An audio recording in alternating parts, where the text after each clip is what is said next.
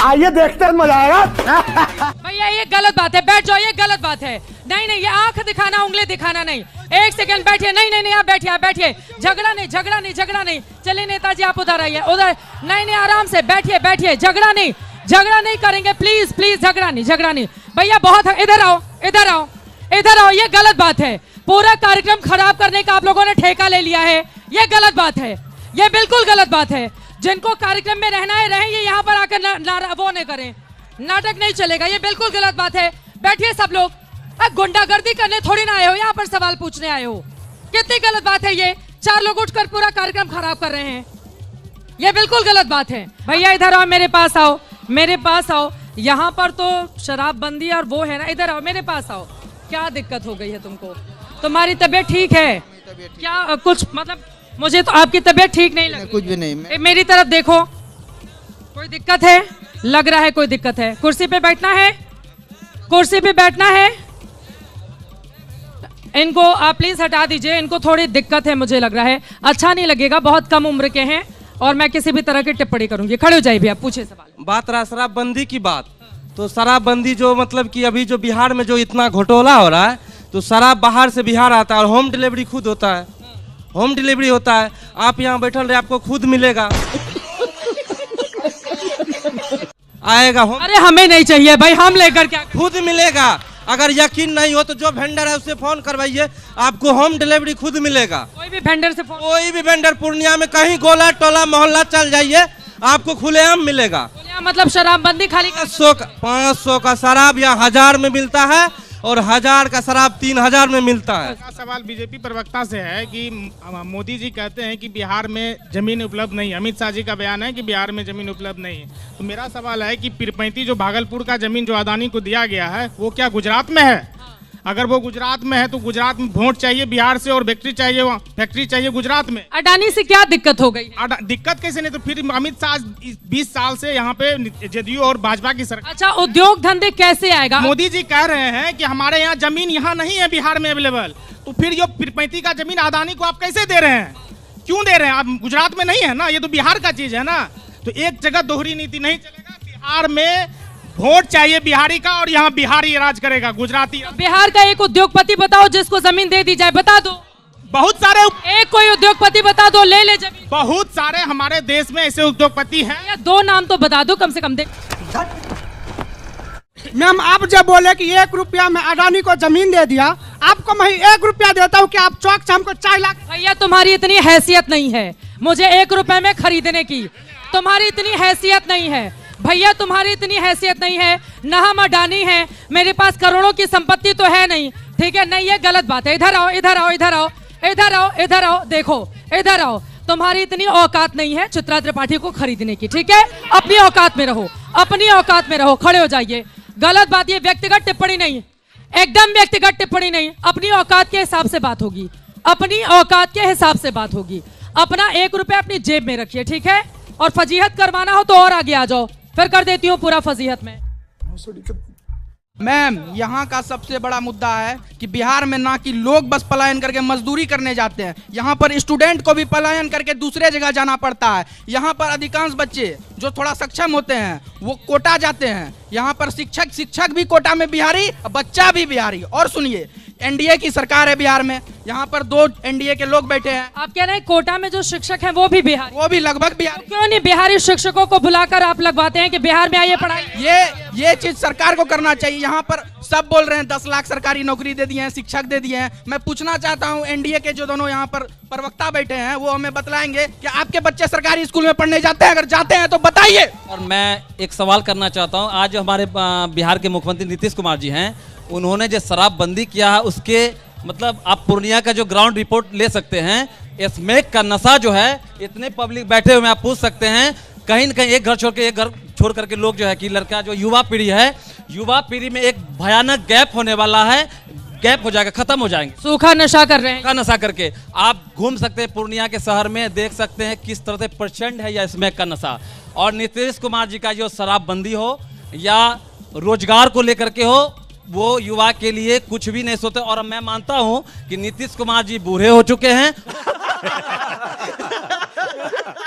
उनका समय हो चुका है, क्योंकि मंच पे अनगल बयान देना और राष्ट्रगीत पे जो है कि उनका जो होता है वो देखते हैं, महिलाओं को माला पहना देना, पकड़ लेना, इस तरह से यह उनका मानसिकता दिखाती है कि वो अब अस्वस्थ हो चुके हैं, उनको रिटायरमेंट की आवश्यकता है। उधर से देखिए बार बार कहा जा रहा है कि जंगलराज आप लोग गिनाते हैं, आपके समय में भी तो हत्याएं हो रही हैं, आपके समय में भी लूटपाट हो रहे हैं, तो आपका जंगलराज बड़ा बढ़िया, उनके जंगलराज को आप लोग मुद्दा बना लेते हैं। जो हत्यारा था उसके ऊपर कार्रवाई करिए, सरकार पूरी ईमानदारी से उसको सजा देने के लिए तैयार है, चाहे वो सत्ता का पक्ष का हो या विपक्ष का हो, कहीं कोई कंप्रोमाइज करने के लिए सरकार तैयार नहीं है। वो चीट करके पास किए, जिनकी क्षमता नहीं है वैसे लोग ही धरना देते हैं और प्रदर्शन करते हैं, जिनके अंदर में काबिलियत है सरकार उनको खोज करके निकाल करके उसको रोजगार दे रही है। सारे विदेश में जो लोग थे वो भी भारत के अंदर आ रहे हैं। जो बच्चे धरना देते हैं उनके अंदर काबिलियत नहीं, कौन से पैमाने से नापे थे आप? ऐसा नहीं है, जब यहाँ पर जंगल राज था उस समय में बिहार की धरना प्रदर्शन कर करके विरोधी लोगों को निशाने पर ले लेके लालू प्रसाद यादव, नीतीश कुमार यहाँ के मुख्यमंत्री बन गए, और आप ये कह रहे हैं कि धरना जो छात्र दे रहे हैं वो काबिल नहीं, धरना देना ये तो जन्म सिद्ध अधिकार है, लेकिन सच्ची बातों के लिए धरना दीजिए, अपने अधिकार के लिए धरना दीजिए। अब नौकरी जो आप उस लायक है नहीं यार, अब उसकी अधिकार की मांग कर रहे हैं तो कहां से सरकार देगी? गजब टूबीबाज आदमी हो। इसने क्या करेगा? ये तो नीतीश कुमार ने किया है, माननीय मुख्यमंत्री नीतीश कुमार ने किया, इसकी क्या उतनी औकात है जो कर लेंगे? ये नीतीश कुमार का है सारा चीज। अगर किसी को नीतीश कुमार का अगर अथी नहीं दिखा रहा है कि मतलब पूरे राज्य में जितना विकास हुआ, अगर किसी को नजर नहीं आ रहा तो अपने नेत्रदान कर दें। नीतीश कुमार जितना काम किया पूरे बिहार में कोई नहीं आने वाला मुख्यमंत्री करेगा, नहीं कर पाया। अभी बदत है भाई, अभी बदत है। इतना ज्यादा काम कर दिया, वो कह रहे हैं नेत्रदान कर दे जिनको विकास नहीं दिखाई दे रहा है। बिल्कुल नेत्रदान कर देना चाहिए। आचार संहिता में अनंत सिंह जैसे AK-47 रखने वाले अपराधी 40-40, 50-50 गाड़ियों का काफिला थाना के सामने से 122 जनरल ऑब्जर्वर है मैम, 20 पुलिस ऑब्जर्वर है, 34 एक्सपेंडिचर ऑब्जर्वर है, उसके सामने इतना अच्छा बोल रहे हैं, आप ही के नेता हैं भैया, इनको भेज दो, ये पीली शर्ट वाले आओ, मंच पर आओ, उनको भेजो जरा चेक करें सब ठीक है ना उनका। इधर आओ भैया, नहीं कुछ गड़बड़ है तुम्हारा, आ जाओ आ जाओ आ जाओ, कुछ गड़बड़ है, आ जाओ भैया इधर आ जाओ। तो आप ही के नेता बोल रहे हैं मंच पर, नहीं भेजो भेजो, ये गलत बात है, हंगामा करेंगे तो थोड़ी ना होगा, भेजो। अब आप लोग भेज नहीं रहे हो, अब वही तो गलत बात है, तब से हंगामा कर रहे हैं, वो बुला रही हूं मैं तो आप लोग भेज नहीं रहे हो, ऐसे तो नहीं होगा ना। आपका नेता इतना अच्छा मंच पे बोल रहा है, उनको सुनना नहीं है, हंगामा खड़ा करना है खाली, बताइए। मैम उनके तरफ से हम माफी मांग नहीं माफी मांगने की जरूरत, हम तो बुला रहे हैं, आवाज उठाएं मंच पर, माइक नहीं है। युवाओं का आक्रोश सरकार के खिलाफ चीख चीख के बोल रहा है कि ये सरकार जिसने लाठी डंडे चलाए थे यूथ पर, अब उसका हिसाब युवा करेंगे बूथ पर। ये लोग ये सरकार के खिलाफ आक्रोशित है। अब मैं बात पे आता हूं, बिल्कुल नेत्रदान कर देना चाहिए। 122 जनरल ऑब्जर्वर हैं, 20 पुलिस ऑब्जर्वर हैं बिहार में, 34 एक्सपेंडिचर ऑब्जर्वर हैं, तो उनके सामने से अगर एक कुख्यात अपराधी 40-50 गाड़ियों का काफिला लेकर चल रहा है तो सरकार भैया गया ना जेल में अनंत सिंह जेल गए, 14 दिन के लिए जेल चले गए, इतना माहौल बना रहे थे, क्या हुआ फिर बताइए? चुनाव के ठीक पहले अब जेल से पता नहीं चुनाव लड़ेंगे क्या लड़ेंगे, जेल गए ना, तो ये तो नीतीश कुमार ही करते हैं, इसका श्रेय तो आपको देना पड़ेगा। क्या 14 दिन में दुलारचंद यादव जी फिर से जिंदा हो जाएंगे? अगर हो जाते हैं तो हमें नीतीश कुमार मंजूर है। आज ही एनडीए के शासन से कहा गया है मंच से कि आप लोगों के समय में जो अपराधी था खुलेआम घूमता था, मुख्यमंत्री की आवाज से निर्णय होते थे, कम से कम इनके वहां पकड़ के जो और अपने ही उम्मीदवारों को अगर जेल भेज रहे हैं तो इसमें तो आपको कम से कम तारीफ। एक जवाब ले लीजिए मैम। अभी रोहतास में 2 लोगों का गला रेत कर हत्या कर दिया गया, पुलिस वालों का गला रेत कर हत्या कर दिया गया। आरा में माँ बेटी का हत्या कर दिया गया। तुम चुल्लू भर पानी में जाके डूब के मर जाओ। तो ये जंगल राज है, ये महाजंगल। नौकरी एक बड़ा मुद्दा है, आपको लग रहा है कि आरजेडी को यहाँ की जनता नौकरी के मामले में मुंह वोट? हमारे नेता ने 17 महीने की सरकार में 5 लाख नौकरियां दी और ये डाटा है, इनको झुठलाया नहीं जा सकता है। भैया टूट जाएगा आराम से, हम लोग अभी इसको लेकर अभी पूरे बिहार में घूमना है। अभी आपके सामने एक व्यक्ति ने कहा कि तेजस्वी यादव 9वीं फेल है, तेजस्वी यादव डिग्री बता, तो हमारे नेता 9वीं फेल हैं, हम मानते हैं। आपके मोदी ये सहरा पहनने वाली थोड़ी ना बात है, 9वीं फेल होना सहरा कैसे पहन सकते हैं भैया? 9वीं फेल होना इसको ये दुखद बात है। आप जैसे युवा, नहीं आप मेरी बात सुनिए, देखिए उनके परिवार में एमबीबीएस की डिग्री भी है, बड़ी डिग्री है, वो क्यों नहीं पढ़ पाए, उसको लेकर राजनेता अपनी राजनीति करें। 9वीं फेल होना सेहरा पहनना नहीं है। रुक, तेरे को बताते तेरी माँ की।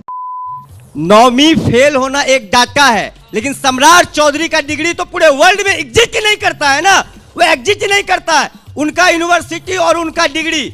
जहां तक नौकरियों की बात है तो हमारे नेता ने 17 महीने के कार्यकाल में 5 लाख नौकरियां दी, 3 लाख नौकरियों को प्रक्रियाधीन कराया। और हमारे नेता का जो एजेंडा है कि बिहार के हर घर में एक सरकारी नौकरी दी जाएगी, सरकार बढ़ने के अगले। इतना पैसा कहां से लेकर आई बा? अगर हर परिवार में एक एक आदमी की नौकरी देवा, पैसा कहां से आई बतावा? यह बात तक कही 17 महीने के सरकार से। 5 लाख में और 3.25 करोड़ में कोई फर्क ही नहीं है। सारा चीज हो जाएगी। पहले तो 5 लाख का पैसा भी ना होई, आज पैसा होई ना, वही सरकार 5 लाख लोगों को पैसा दे ना।